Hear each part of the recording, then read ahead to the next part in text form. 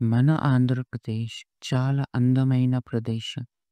ఇక్కడ సముద్రం, తీరాలు, అడవులు ఇంకా కొన్ని ప్రముఖ స్థలాలు ఉన్నాయి. ఇవి చూస్తుంటే చాలా బాగా అనిపిస్తుంది. ఈ నీటి పిల్లి నదులు, చెరువులు మరియు మ్యాంగ్రోవ్ అడవులలో వసిస్తాయి. వాటి జీవితం కోసం పరిశుద్ధమైన నీరు అత్యంత అవసరం. ఇంకొక ముఖ్యమైన విశేషం ఏంటంటే నీటి పిల్లికి చిన్న సమతలమైన రోమాలు ఉంటాయి. వాటి కాలులు చాలా విశిష్టం. ఒక పట్టీ లాగా కలిసి ఉంటాయి మరియు అతి అనుకూలం.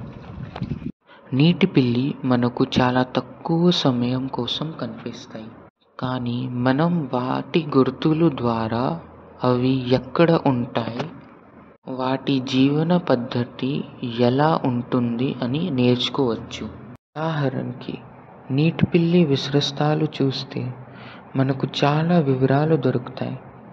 అవి ఎక్కడ ఉంటాయి, ఏమి తింటుంటాయి, ఎక్కడ ఎక్కువగా కనిపిస్తుంది. ఇలా అధ్యయనం చేయడం వల్ల వాటి ప్రసారం, వాసస్థలాల అనుకూలత మరియు సంపర్కం గురించి తెలుసుకోవచ్చు. నీటి పిల్లికి చేపలు అత్యంత ముఖ్యం, కానీ నదులలో జీవించే మత్స్యకారులు నీటి పిల్లి గురించి ఏమి అనుకుంటున్నారు, వాటితో వాళ్ళు ఎలా సంబంధాలు కలిగించారు? నా పేరు దమ్మక్కినాయుడు. అంటే మనకి నీటి పిల్లి అన్వేషణ గురించి మాట్లాడే ప్రయత్నం చేస్తున్నాము. కాకపోతే ఇందులో నీటి పిల్లులు ఉంటాయండి. నీటి పిల్లులు దాని యొక్క ప్రభావం ఎలాంటిదంటే ముందు కాళ్ళు కురచగా ఉంటాయి, వెనక కాళ్ళు కొద్దిగా ఎత్తుగా ఉంటాయి. ఇది చేపల్లో కలిసిపోయి ఏం చేస్తుందంటే చేపతోనే అది ప్రవేశిస్తూ ఉంటుంది అన్నమాట. దానిలో కలిసిపోయి దాన్ని పట్టుకొని ఆటాడి తినడానికి ప్రయత్నించి చేస్తూ ఉంటుంది. అది తెచ్చుకొని తింటూ ఉంటుంది అన్నమాట. దానివల్ల ఏంటంటే దానికి తోక కాడి నుంచి దాన్ని తింటూ వెళ్తూ ఉంటుంది అన్నమాట. తింటూ వెళ్తూ ఉంటే దాని యొక్క లోపల అవయవాలు తగలబోతాడికి దానికి అసహ్యం వేసి ఏం చేస్తుందంటే వదిలేస్తూ ఉంటుంది అన్నమాట. వదిలేసి మళ్ళీ ఇంకో దానికి మళ్ళీ ఏట కొనసాగిస్తూ ఉంటుంది అన్నమాట. ఆ రకంగా నడుతూ ఉంటుంది, అలా ముందుకు సాగుతూ ఉంటుంది.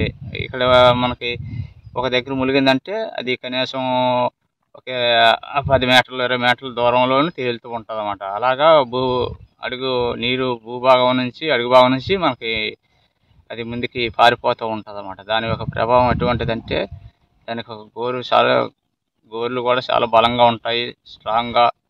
ఏంటంటే అది గోరుగా ఇప్పుడు మనిషికైనా సరే గోరు తగిలింది అనుకోండి, మనం ఇలా బ్లేడ్లాగా తెగిపోద్ది అనమాట. దానికి అంత పవర్ ఉంటుంది.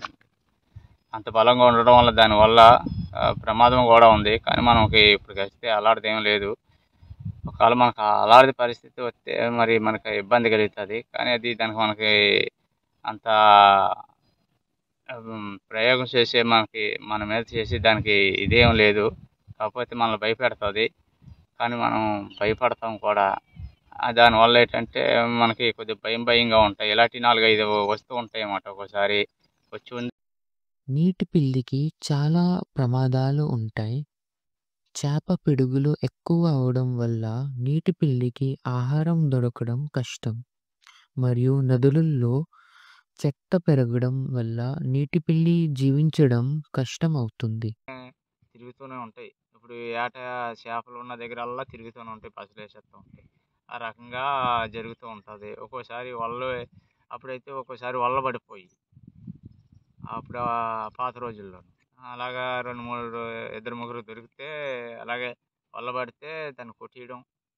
దాన్ని ఒక నలుగురు కొట్టేసి దాన్ని తోలు తీసేసి మాంసం తయారు చేసి కూర వండుకుంటారండి. ఆ రకంగా జరిగేదండి అప్పుడు.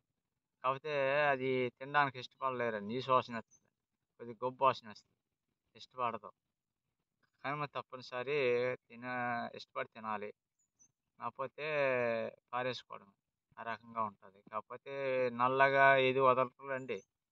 ఇప్పుడు తినడానికంటే ప్రతి వాళ్ళు ముందు ఉంటున్నారు.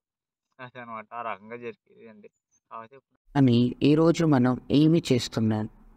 నీటి పిల్లి నదులు మరియు చెరువుల జీవన రేఖ. వాటి కనిపించడం అంటే మన చెరువులు ఆరోగ్యంగా ఉన్నది అని అర్థం. నీటి పిల్లి లాగానే మన నదులను కూడా జాగ్రత్తగా కాపాడడం అవసరం. మరి మనం ఎప్పుడు సంరక్షణ చేయాలి? రేపటి తరంకి ఈ నీటి పిల్లి చూపించాలి అంటే ఈరోజు మనం చిన్న చిన్న సంరక్షణ చేయాలి.